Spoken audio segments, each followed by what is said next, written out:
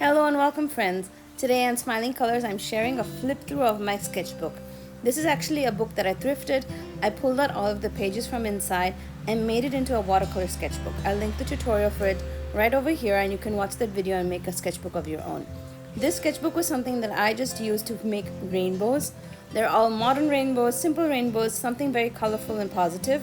I added quotes to some pages. Some of them I just colored and did watercoloring. Here is a Ganesha drawing that I did, and I have a tutorial for that as well.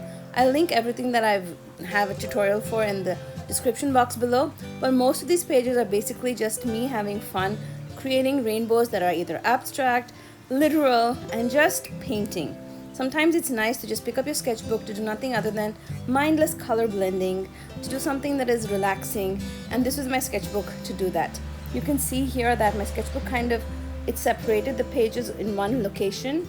I could have added some more glue and fixed it, and I might do it after I have the video, but this is how the sketchbook lasted, and I've added a lot of water to all of the pages, so I kind of like how the sketchbook turned out, and I want to make another one next time.